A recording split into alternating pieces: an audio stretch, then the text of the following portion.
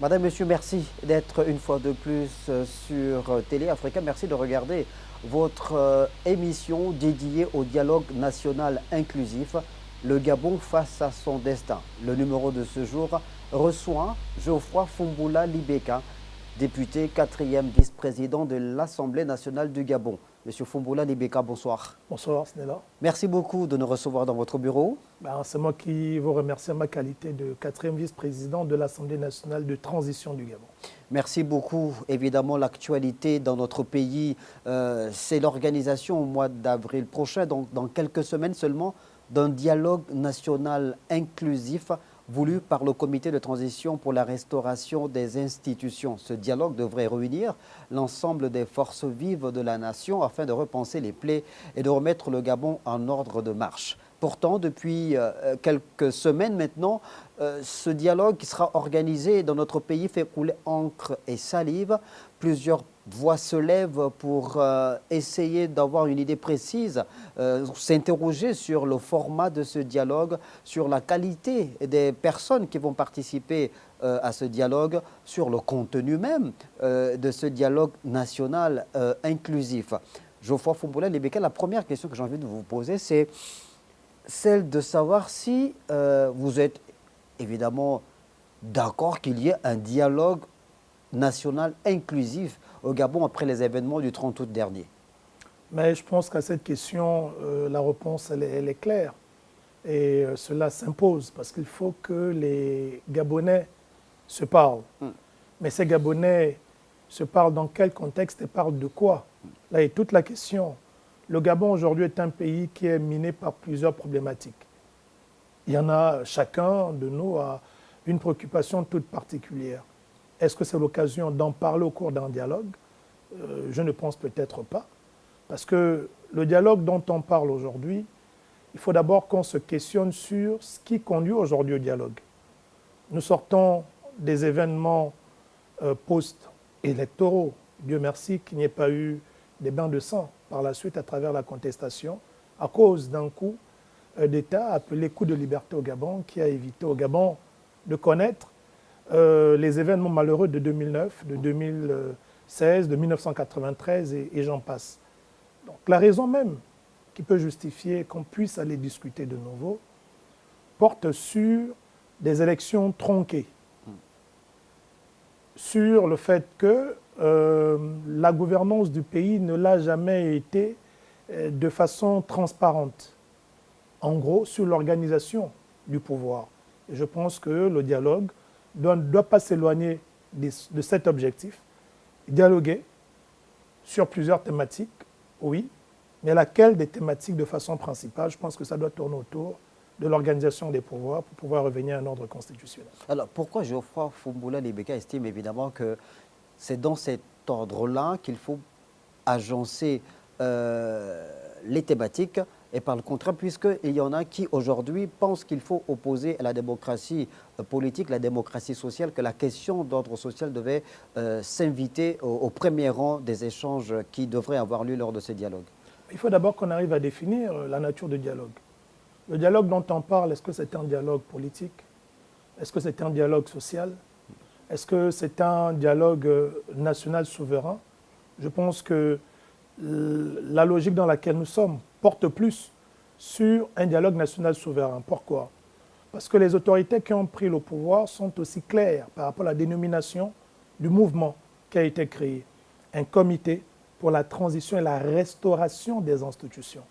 C'est aussi clair que ça. La priorité porte sur la restauration des institutions. Voyez-vous, dans plusieurs pays, on a vu au Brésil, par exemple, ou encore en Argentine, on a vu des populations se mobiliser, se lever, pas pour des questions de gouvernance, mais pour des questions de vie chère, de chômage, ainsi de suite. Ce qui veut dire que là-bas, la priorité était celle-là. Mais ce qui a conduit à notre situation aujourd'hui, ce n'est pas tant des questions de chômage et autres, mais c'est surtout l'organisation des pouvoirs, la mauvaise gouvernance, des élections tronquées, les abus de pouvoir, l'instrumentalisation de la justice, les insuffisances de nos textes fondateurs, notamment la Constitution, le régime dans lequel nous nous retrouvons, qui est un régime, je veux dire, quasiment ultra-présidentiel, avec une forte concentration des pouvoirs autour du président, et ce qui faisait que ce dernier était à la fois l'alpha et l'oméga dans un État qui se veut être démocratique, appliquant les principes de séparation de pouvoir. C'est d'abord ce qui nous a conduits dans cette situation. Si effectivement les événements du 30 août étaient la conséquence d'une mobilisation de la population à l'issue de toutes ces questions dont on vient de parler, le chômage, la vie chère comme en Argentine, au Brésil, on aurait compris que la priorité qui doit constituer notre dialogue, ce sont ces questions. Mais on n'exclut pas ces questions. Ces questions peuvent faire l'objet d'un autre dialogue, un dialogue social qui peut permettre d'aboutir à une trêve sociale. Chaque dialogue a un objectif bien défini. Dialogue politique a pour objectif, pourquoi pas, d'aboutir à une trêve politique. Demander aux partis politiques, le temps de la transition, de mettre en marge leurs activités ou de ne pas trop les promouvoir. Dialogue social a également une orientation. On va réunir les acteurs sociaux, les syndicats, tant du personnel des employés que des employeurs, les organisations de la société civile, ainsi de suite, pour ensemble convenir d'une orientation qui va conduire à une trêve sociale. Mais un dialogue souverain se veut de se concentrer sur les réformes fortes de nos institutions. Et je pense que pour qu'on n'aille pas dans tous les sens, il est important de recalibrer ce dialogue. Maintenant, si on veut jumeler toutes les questions, on pourra faire un dialogue en deux parties. C'est-à-dire qu'on a un volet restauration des institutions qui traite de toutes ces questions, code de nationalité, la charte de la transition, parce que ne perdons pas de vue, comme le rappelle à chaque fois qu'on pose la question au président de la transition, quelle est la durée de la transition? La réponse, et on est tous d'accord dessus, il a toujours de la réponse, la durée va être définie par le dialogue national. Même si 2 ans, c'est la date imposée par les organismes internationaux par rapport aux normes. Mais ce n'est pas une date, une période arrêtée par les Gabonais. Et c'est le dialogue national qui va définir, par exemple, la date. C'est le dialogue national qui va revoir le contenu de la charte. Parce qu'il faut rappeler, par exemple, que cet instrument, à ce jour, a été rédigé à l'époque par le CTRI. Mais il n'a pas encore un caractère souverain, parce que ce ne sont pas toutes les forces vives qui se sont appropriées la charte à ce jour. Le dialogue a l'opportunité, justement, pour les forces vives de la nation, de s'approprier, à travers des amendements, des réformes, la charte, afin d'en faire un instrument de souveraineté.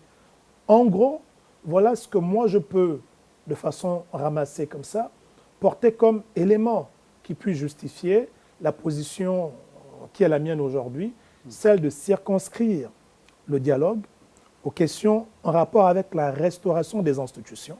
Maintenant, on peut ouvrir une autre branche, celle de l'amélioration du cadre de vie.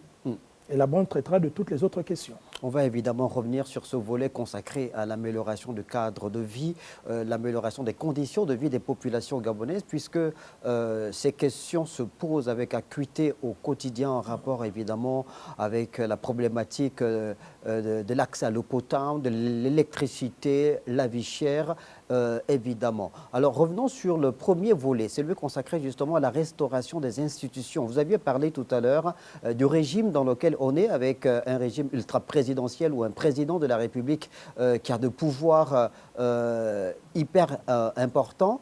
Revenons justement sur ces régimes avant d'aborder la question électorale, Geoffroy Fombola Lebeka. Alors, ce dialogue sera-t-il l'occasion justement de dépoussiérer certaines dispositions de la Constitution de la République qui devraient davantage consacrer une véritable séparation des pouvoirs au sein de l'exécutif, par exemple? Exact, mais c'est ce que consacre aujourd'hui la Constitution du 26 mars 1991 qui est en vigueur. Voyez-vous, qu'est-ce qui fait qu'on soit revenu à la Constitution du 26 mars 1991 et pourquoi est-ce qu'on n'a pas gardé, par exemple, la Constitution d'après les accords de Paris? Il faut qu'on revienne au contexte. La seule véritable messe nationale en matière de réforme qui a eu lieu, c'est celle qui a eu lieu dans les années 90. Donc cette conférence nationale. Cette conférence nationale nous a produit le rapport, la Constitution du 26 mars 1991, qui consacrait une véritable séparation de pouvoir.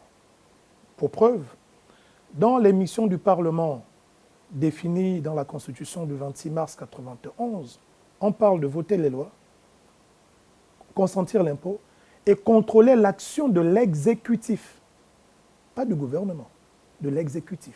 Cela sous-entend qu'on a le président, on a les administrations de la présidence, on a le gouvernement.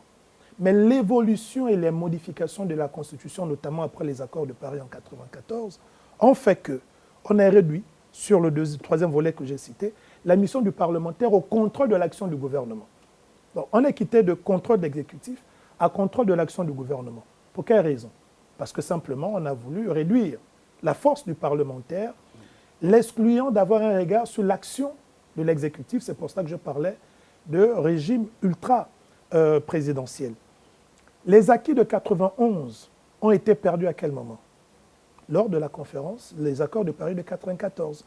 En 91, on avait toutes les forces vives de la nation, et d'ailleurs, c'est l'archevêque Basile Mvengon qui conduisait les travaux de la conférence nationale. On avait toutes les forces vives représentées, quand même dans des proportions assez raisonnables, les politiques, les civils. Et en 94, lors des accords de Paris, il n'y a que les politiques qui sont allés discuter. Et qu'est-ce qui nous a ramené de 94, ce qui a commencé à créer cette déchéance de notre Constitution? Le fait, par exemple, que le président de la Cour constitutionnelle devait être maintenant nommé par le président de la République, alors que ce dernier devait être élu par ses pairs. Le fait que les opposants soient allés négocier, le principe selon lequel un député qui est exclu de son parti politique perd son mandat des députés. C'est cette épée de Damoclès qui est sur la tête des députés, même ceux du PDG. Parce que, comment voulez-vous que vous arrivez à voter contre les orientations de votre parti? Parce qu'il y a un risque. Vous votez contre, on vous exclut, et puis voilà, vous perdez votre mandat de député. Mais tout c'est dû à quoi? Simplement au consensus des politiques. C'est pour cela qu'il nous faut revenir dans cet esprit de la Constitution de 1994, afin que l'organisation de ce dialogue national, qui se veut porter sur la restauration des institutions, puisse premièrement réunir les conditions suivantes. La première des conditions, c'est de définir la nature du participant. Et là, on renvoie au code de nationalité. Notre code de nationalité, je ne vais pas vous en dire plus, on le sait tous, beaucoup de nos compatriotes ont acquis la nationalité de façon, je veux dire, quasiment irrégulière, et ça nous cause beaucoup de soucis, notamment sur les questions du foncier.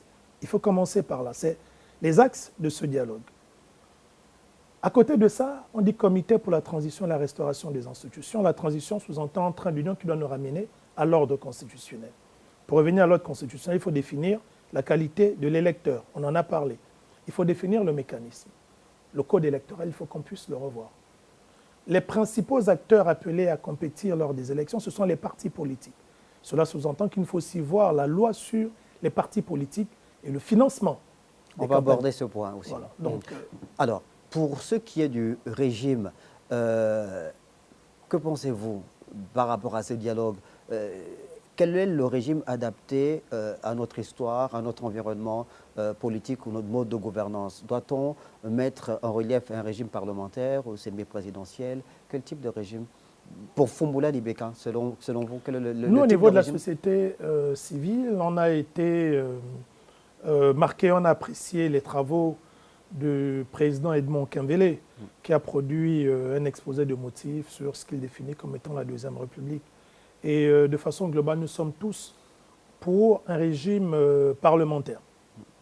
Simplement parce que ce régime parlementaire n'a pas forcément pour objectif d'isoler le président de la République qui sera élu, mais de pouvoir répartir les responsabilités en matière de gouvernance. Le président de la République aura le rôle qui est le sien.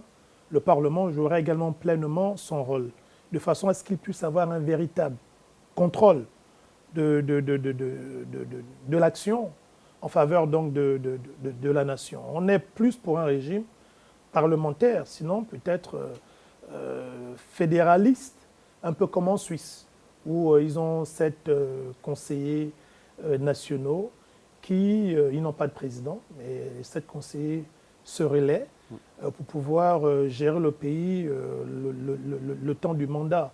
C'est-à-dire que les partis qui arrivent majoritaires, ce sont ceux qui pourvoit les conseils généraux.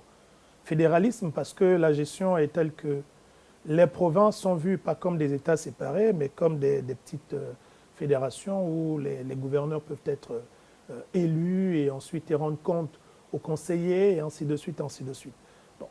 C'est une question que l'on va approfondir, mais la position qui est nôtre au niveau de la société civile, on penche plus pour un régime parlementaire. Alors, est-ce que vous pensez justement que ce régime parlementaire peut être bien assimilé?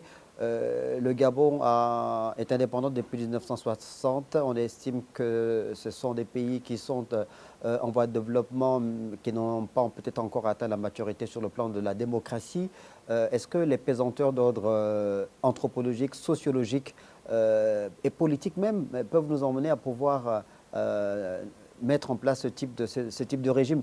Vous vous rappelez de cette assertion du président Mobutu qui répondait à un journaliste belge que chez les Bantous, le chef décide, un point c'est tout. Est-ce que vous pensez que les Bantous sont prêts au Gabon à pouvoir assimiler ce type de régime où le président se verrait dépouillé de certaines de ses prérogatives? Mais si effectivement la position du président est celle d'un Bantou, je conseillerais à ce dernier de chercher à être chef de canton. Parce que c'est dans ce régime-là qu'il peut faire effectivement prévaloir ce statut. Ben là, c'était juste pour rigoler. Mais ce qu'il faut dire, c'est que la démocratie, on ne l'invente pas. Et on essaye toujours de se perfectionner. On a essayé un régime plus ou moins présidentiel. Ça n'a pas marché. Il faut rappeler aussi, c'est important pour notre histoire, dans les années 60, quand Jean Hilaire Obama et son parti sont majoritaires au Parlement, n'oublions pas que le premier coup d'État institutionnel l'a été à la suite, justement, de la définition de notre État. Entre un Léomba qui était pour un régime présidentiel, parce que le chef du gouvernement en ce temps, après la déclaration de notre indépendance, c'est clair qu'il était celui qui était pressenti pour devenir le président de la République. Et lui, voulant garder tous ses pouvoirs en tant que chef bantou, n'était pas très favorable à l'idée d'un parlement dirigé par, à l'époque, Ngondjou, mais dont Jean Hilaire Obama était dont le parti était l'un des majoritaires, qui était plus porté sur un régime parlementaire. Et on se rappelle de cette arrestation nuitamment des membres du Parlement qui avaient été envoyés en isolement par le président Léomba à la veille de l'adoption de la forme de notre régime. Donc c'est à dire que les pères fondateurs de notre nation, dès la base, voulaient expérimenter ce régime parlementaire. Et je pense que la transition doit nous offrir cette opportunité de corriger l'histoire. Et je ne pense pas que ça coûte quelque chose à notre État d'essayer ce modèle de régime. Mais justement, la mise en place de ce régime-là, s'il devait être mis en place, pourrait être suivi également d'une organisation, d'une nouvelle architecture institutionnelle avec évidemment le fait que l'on sorte du schéma actuel où les responsables des différentes institutions de la République sont nommés par le président de la République, par le président de l'Assemblée nationale ou le président du Sénat? En fait, c'est l'une des conséquences. C'est l'une des conséquences du régime parlementaire, mais même un régime présidentiel qui a opté pour une véritable séparation de pouvoir. Logiquement, ce sont des questions qu'on ne devait même pas se poser si effectivement la loi n'avait pas été, la Constitution n'avait pas été modifiée de façon à renforcer les capacités, les pouvoirs du président pour en faire un ultra-président. Parce que dans le principe de séparation du pouvoir, logiquement, et ça se passe aujourd'hui, le Parlement, le président de l'Assemblée nationale comme celui du Sénat, n'est pas nommé par le président de la République. Dans l'ordre constitutionnel. On a ce sentiment simplement parce que le parti souvent majoritaire dans notre hémicycle est le parti au pouvoir. Donc on a le sentiment que c'est lui qui effectivement nomme. Mais ce n'est pas le cas. Ce sont les parlementaires eux-mêmes qui choisissent leur président. Mais il faut que cela soit également étendu au niveau du pouvoir judiciaire. Si on parle par exemple de la Cour constitutionnelle, comme je le disais, dans la Constitution de 91, c'était au pair. Donc aux juges constitutionnels nommés de choisir leur président. Or, les modifications ont fait que les juges constitutionnels nommés, mais c'est encore au président de la République de nommer le président de la Cour constitutionnelle. Donc c'est autant d'éléments. Il n'y a pas forcément une relation directe entre les nominations dont on est en train, bien l'élection des chefs de nos institutions et le modèle de régime. Alors, autre élément important, évidemment, vous l'avez rappelé aussi, ce qui emmène les forces de défense et de sécurité au Gabon à faire ce coup de libération le 30 août 2023, c'est évidemment le processus électoral. Ce sont les élections générales organisées en 2023. Dans le communiqué 001, le CTRI rappelait évidemment que les élections présidentielles de 2023 avaient été tronquées. Donc la question de l'organisation des élections transparentes dans notre pays, Geoffroy Pumbola Libeka, aujourd'hui, sous quel format devait être organisé? Quel type d'organe devrait organiser ces élections-là? D'où viendrait cette personnalité qui serait à la tête de l'organe qui organise les élections au Gabon pour que, à la proclamation des résultats, il n'y ait plus de contestation aussi vive qui entraîne parfois mort d'homme dans notre pays? Mais il faut dire que les modèles d'organisation ne manque pas, mais la question de l'organisation des élections me donnait l'opportunité d'en parler. C'est un tout. Comme je l'ai dit, il y a l'électeur, on en a parlé déjà, le code de nationalité, il faut définir qui est l'électeur, qui ira voter. Il y a le code électoral. Quel est le format de l'élection? Quel est le format et la configuration de la commission qui va être mise en place? Est-ce qu'on aura une co-organisation entre le ministre de l'Intérieur qui gère le fichier électoral et la commission électorale comme le format précédent qui met en œuvre? Je pense que, en ce qui me concerne sur cet aspect, il faut laisser la commission être autonome, comme c'est le cas au Kenya. On a eu le bénéfice, j'ai eu l'opportunité d'aller suivre un séminaire de renforcement de capacité avant les élections, grâce à l'appui de l'ambassade des États-Unis et du département d'État américain, au niveau de Nairobi au Kenya, pour comprendre le processus électoral de ce côté, où la commission électorale est vraiment autonome. C'est quoi les particularités alors de cette commission électorale du Kenya? Du Kenya, le président n'est pas nommé. Le président de la commission n'est pas nommé. Ils sont recrutés. Donc ce sont soit des fonctionnaires ou des contractuels. Sur la base d'un appel d'offres? Sur un appel, les appels à candidature. Ils sont recrutés. Ils ont un budget autonome. Leur mission n'est pas seulement en dehors de la période électorale.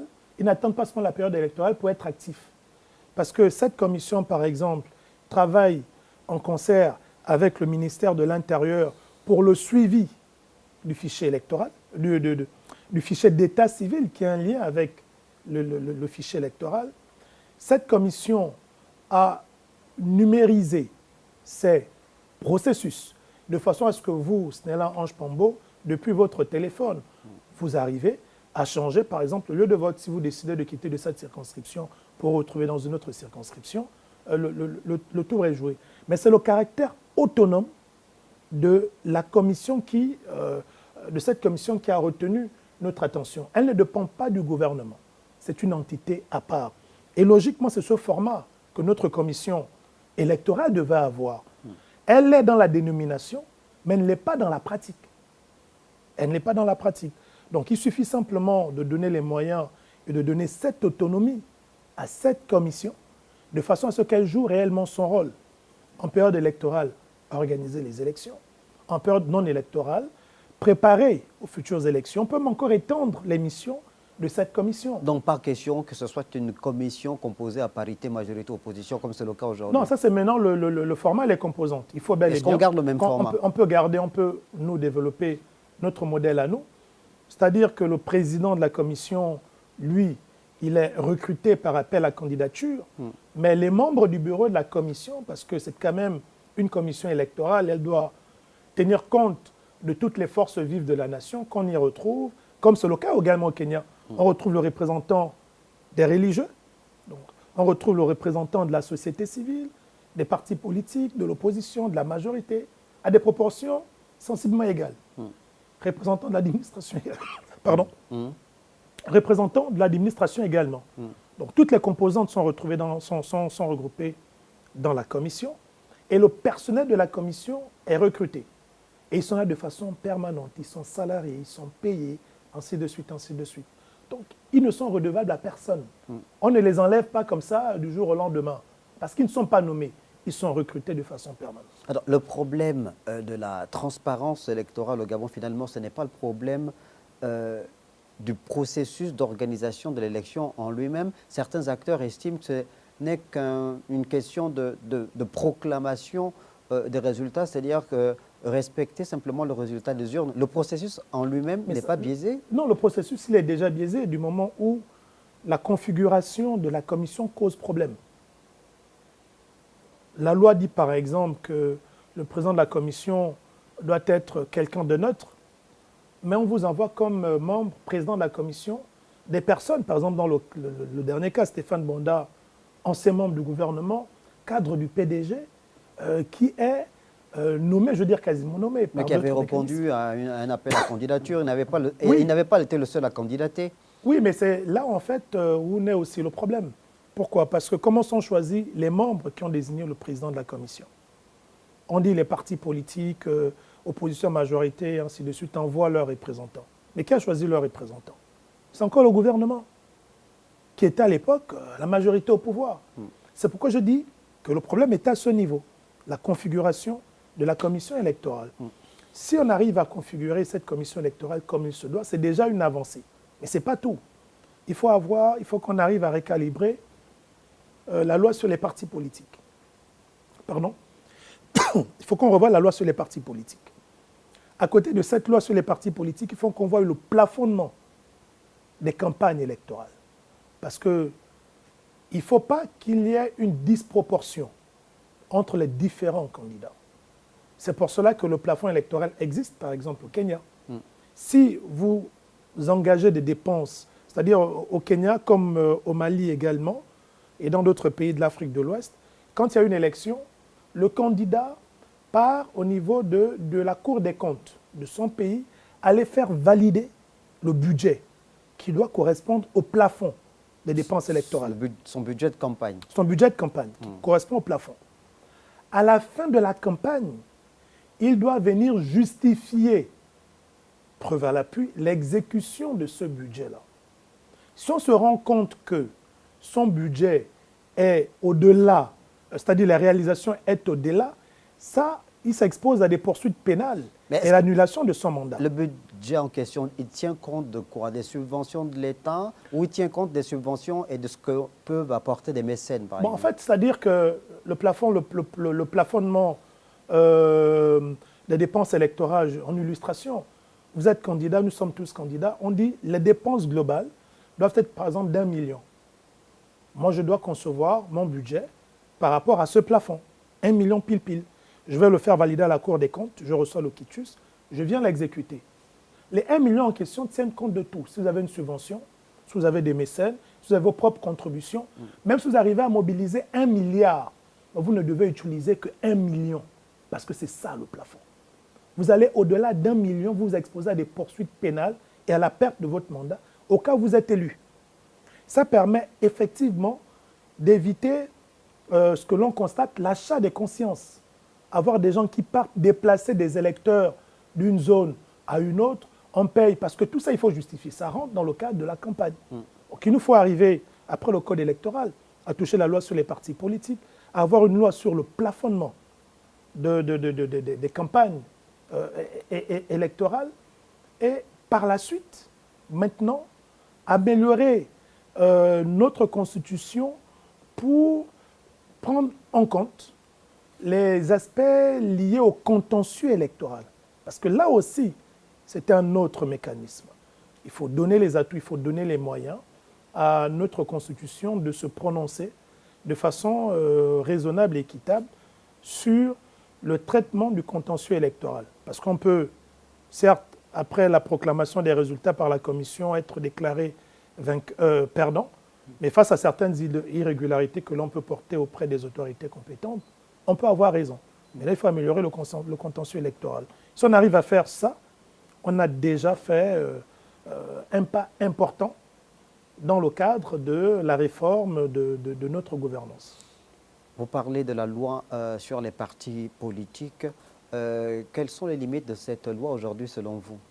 Mais déjà, la première loi, j'ai plus la loi en tête, je pense en 91 ou 92, avant les réformes et autres, le parti politique était défini dans la toute première version de la loi après les années 90 comme une association dont la mission était de porter un projet de société et un programme politique.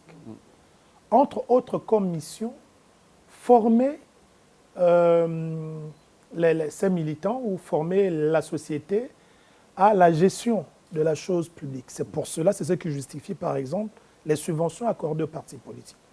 Les subventions accordées aux partis politiques ne se justifient pas par le fait qu'il faut prendre en charge le salaire des... Non, ça se justifie parce que les partis politiques ont une mission d'abord, celle de former le citoyen à la gouvernance de la chose publique. Combien de partis politiques le font aujourd'hui avec leurs subventions? Sait-on comment sont utilisées ces subventions-là? Non. Vous avez déjà vu combien de partis politiques organisaient des formations, de renforcement de capacité? Pas seulement pour leurs militants. Déjà pour leurs militants, il y en a combien qui le font? Il n'y en a quasiment pas. Pour la population de façon globale, voyez-vous les partis politiques, que ce soit opposition ou majorité, utiliser leurs subventions pour former la population sur la gouvernance publique? Or, c'est la mission première des partis politiques. Donc, quand je parle de réforme du code de la loi sur les partis politiques, c'est entre autres pour améliorer ces aspects et recentrer le parti politique sur sa mission première. Mais il faut aussi qu'on arrive justement à pouvoir mettre des limites sur la prolifération des partis politiques. Justement, il y en a trop. Plus d'une centaine de partis politiques au Gabon. Il y en a trop. Ce sont les mêmes qui ont appartenu à un parti politique qui demain en crée plusieurs. Derrière, ça remet aussi en cause la qualité des services du ministère de l'Intérieur, comme je l'avais démontré dans une étude. Aujourd'hui au Gabon, pour créer un parti politique, il faut recueillir au minimum 9000 signatures. Le Gabon, par exemple, c'est 2 millions d'habitants. Mais sur les 2 millions d'habitants, on va dire on va enlever les expatriés, on va dire 600 000, on enlève les expatriés. Il nous reste 1 400 000. Dans les 1 400 000, il est reconnu que la population la plus importante est celle des jeunes, notamment ceux qui ont moins de 18 ans. Donc si on estime que la population la plus importante est celle qui a moins de 18 ans, on va l'estimer peut-être à 900 000, il en reste 600 000 personnes. 600, 700, 800 000. Personnes en âge de voter.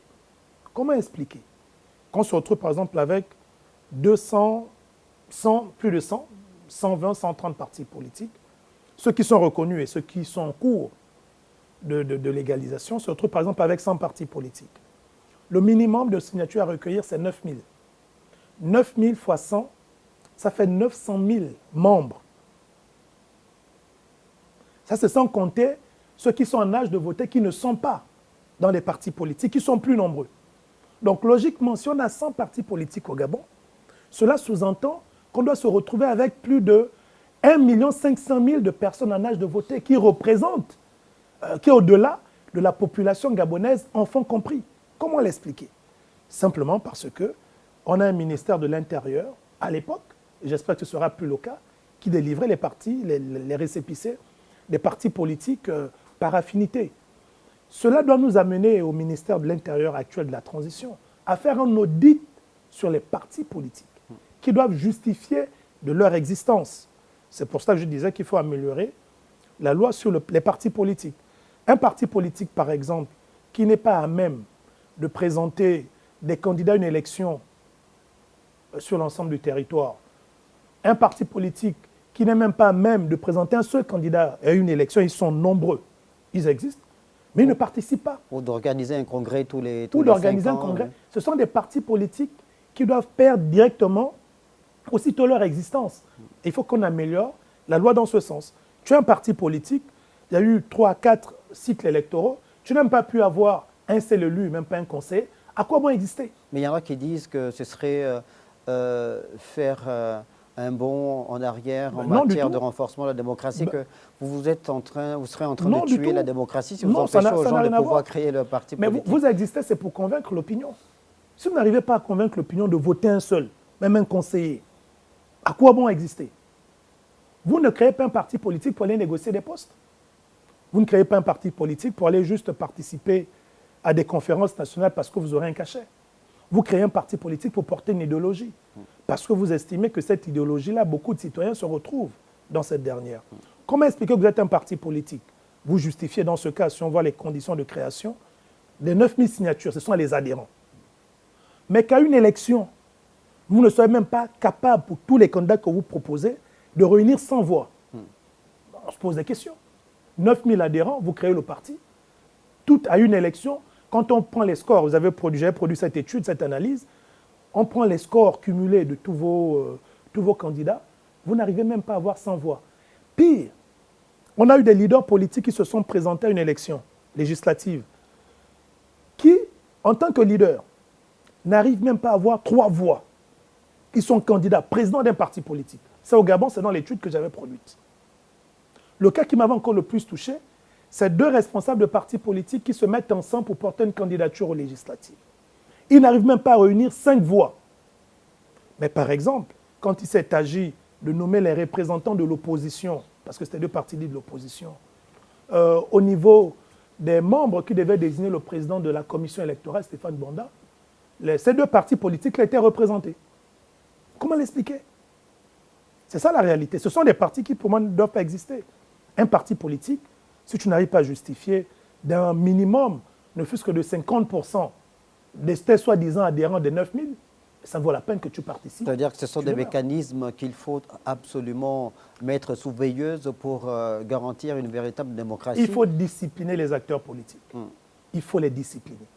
Tu fais de la politique, c'est parce que tu as des convictions. Si tu n'arrives pas à convaincre les gens, tu n'as pas le droit d'exister. Va chercher un parti politique pour te reconstruire d'abord. Quid du Conseil national de la démocratie, selon Geoffroy Fombola Libeka? Moi, je pense que c'était un organe qui a ça c'est moi, hein, qui a tout son sens. Et d'ailleurs, je le compare souvent au Conseil économique et social, qui est la maison des associations pour émettre des avis sur les questions sociales et environnementales. Et je pense qu'on doit donner la mission également au Conseil national de la démocratie d'émettre des avis, comme le CES, mais cette fois-ci sur les questions d'ordre politique, de façon à permettre à l'exécutif et au législatif, à travers ces avis, d'améliorer les textes qui vont être pris à ce niveau. Je pense que ça a tout son sens. Il faut simplement qu'on arrive à donner et à redéfinir le cadre pour recentrer réellement les missions de ce Conseil, pour que ce Conseil-là joue parfaitement son rôle. On a vu, pour rester dans les partis politiques, et peut-être on va sortir par là pour ce que du volet justement de la loi qu'il faut peut-être réécrire en ce qui concerne l'existence des partis politiques, Geoffroy Fombola Libeka. On sait qu'au Gabon, le Parti démocratique gabonais créé le 12 mars 1968 est le parti le mieux implanté sur l'ensemble du territoire parce que ça a été depuis 1968 jusque-là le parti au pouvoir et qu'il y a d'autres formations politiques qui ont été créées par des leaders, par des personnalités comme le PGP de Pierre-Louis Agonjo-Okawe, l'UPG de Pierre Mambundu, le RPG du père Polmba à Bessol. Malheureusement, ces partis politiques pour l'UPG ou le PGP sont aujourd'hui des partis qui ont quasiment disparu du landerneau politique, du débat politique national, parce qu'à la mort de ces leaders charismatiques, il y a souvent eu un problème de guerre de succession. Et souvent, on rattachait le parti à sa région d'origine ethnique. Comment sortir de ce carcan-là? C'est des Pierre Mambundu, il est Pounou, donc l'UPG est majoritairement composé des Pounou, et quand il disparaît, il faut que ce soit un Pounou qui succède à Mambundu. Pierre-Louis Agonjo-Okawe est de Port-Gentil, mais quand il n'est plus là, il faut que ce soit toujours un originaire de la province de Louga-Maritime qui succède. C'est un peu différent parce que c'est Benoît Mutinzamba qui a succédé au prix des multiples... Oui, c'est vrai qu'il y a eu beaucoup d'actions judiciaires derrière. Exactement. Mais ce qu'il faut dire justement, il faut changer notre sociologie. Mais en ce qui est du PDG, il faut quand même reconnaître que le PDG a eu une longueur d'avance. Parce que c'était un parti État. À l'époque, tout le monde était obligé d'être PDG jusqu'à l'avènement du multipartisme. On n'avait pas le choix. Donc ils ont une longueur d'avance par rapport aux autres partis. Mais ça n'excuse pas le fait que les partis qui se soient créés après ne se soient pas implantés, mais elles puissent garder un élan régionaliste. Quand on crée un parti politique, on ne le crée pas d'abord pour sa région. Et c'est malheureusement le cas. Vous allez voir que bon nombre de partis politiques ont souvent en matière de composition une coloration qui est plus celle du leader du parti. Si moi je suis de Logo Lolo, je crée un parti politique, j'aurais tendance à avoir dans mon parti en faire un parti de la Provence. On l'a vu, il y a beaucoup de cas comme vous l'avez signifié, on l'a vu avec le RDP du défunt Alexandre Samba, ouais. On l'a vu avec quel autre parti, l'UPG du défunt Pierre Mambundu. Donc, mais il faut qu'on sorte de là et qu'on embrasse le caractère nationaliste. Mais ces questions que vous posez, ce sont des questions également qui trouvent leur fondement depuis que le Gabon fait de la politique. À l'époque, on avait des partis quasiment régionalistes. J'ai oublié le nom avec le Punga. Le Punga. Voilà, donc il faut qu'on sorte simplement de ces considérations et qu'on comprenne qu'aujourd'hui, on est Gabonais, on est un peuple qui est davantage métissé. Voilà, il est difficile aujourd'hui de trouver un Gabonais qui est issu à 100% de sa province. C'est ça, en fait, le brassage de culture. Et ça doit également se refléter dans la façon de conduire les affaires publiques de notre pays. Parce que quand on crée un parti politique, on sort du domaine privé. On est dans un cadre qui est purement public. Toujours dans le registre de la restauration des institutions, Geoffroy Fumbola Libeka, en ce qui concerne les dispositions de la loi fondamentale en rapport avec la durée du mandat du président de la République, septennat, faut-il le renouveler, faut-il plafonner à ce niveau-là? Est-ce que le président de la République a le droit de se représenter autant de fois qu'il le veut? Vers quoi doit-on tendre?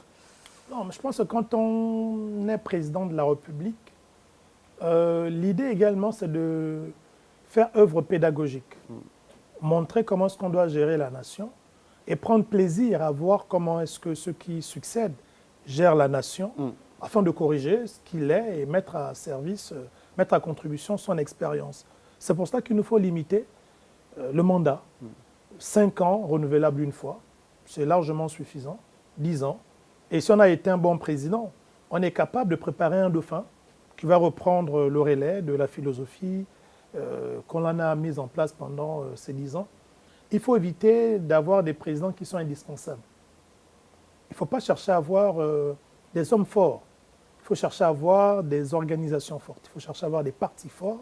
Il faut chercher à avoir un État fort et non chercher à avoir un président de parti fort ou un président de la République fort. C'est ce qui a tué notre pays, c'est ce qui tue le PDG aujourd'hui.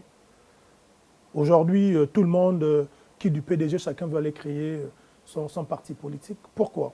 Parce que même dans la structuration de leur parti, ils en avaient fait de responsables l'homme fort, candidat naturel, ainsi de suite. Mais ça rattrape aujourd'hui. Je pense que l'expérience du PDG doit également servir aux autres partis, la nécessité d'avoir une inclusion véritable dans le fonctionnement de l'appareil politique, de façon à ce que cette inclusion se reflète également dans la gouvernance de notre pays. Geoffroy Fumbola Libeka, on a parlé de la nécessité donc, de la restauration des institutions. Il y a également que le CTRI appelle de tous ses voeux à une restauration des valeurs, donc un changement de mentalité, mais à l'observation, malgré le fait qu'on ait désormais à la tête du pays un comité de transition de restauration des institutions composé des éléments de force de défense et de sécurité, on voit des schémas qui se reproduisent, les mêmes schémas qui ont été vécus. Une association créée, Oligui doit rester, un couple qui donne naissance à un enfant baptisé du nom du président de la République, un leader politique qui appelle Brice Clotaire Oligui Nguema à cet endroit à être candidat alors qu'on n'a même pas encore organisé le dialogue national inclusif et que Brice Clotaire Oligui Nguema, chef de l'État, n'a jamais dit qu'il voulait être candidat. Comment justement vous réagissez par rapport à la perpétuation de ces mêmes schémas, de ces mêmes formats-là? Mais je pense que c'est au président de la transition de mesurer les actes qui sont en train d'être posés et de tirer toutes les conséquences de ça. On ne peut pas être collaborateur du président de la transition, alors que ce dernier, quand il a prêté serment, parlait de remettre le pouvoir aux civils, et appeler ce dernier à être président. C'est-à-dire qu'on a un positionnement qui est contraire à celui qui nous a fait confiance pour qu'on soit son collaborateur. Il ne faut pas encourager toutes ces pratiques. Association Oligui doit rester. Il faut qu'on arrête avec ça. Déjà, même cette association, elle a reçu quitus de qui? Est-ce à dire que le ministère de l'Intérieur a validé ça? Mais si le ministère de l'Intérieur valide des choses comme ça, c'est qu'on a un réel problème. On n'a toujours pas compris de là où nous revenons. Et la nécessité de mettre fin à ça pour avoir un autre pays. On ne vient pas en transition pour venir jouer au larbin, au conabellisme. Une expression très répandue chez nous. On est là prioritairement pour restaurer nos institutions. Cela sous-entend qu'il faut qu'on restaure d'abord nos mentalités. Il ne peut pas avoir un succès de la transition sans un succès, une transition de nos mentalités. Ce n'est pas possible. Et il faut que le président prenne les dispositions et sévisse.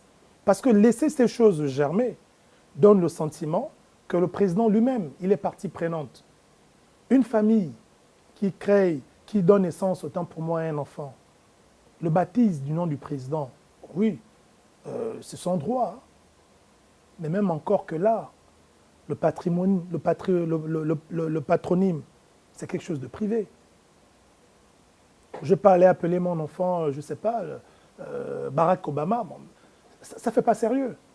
Est-ce que ça doit faire forcément les choux gras de la presse? Mais c'est pas juste en fait que c'est leur droit.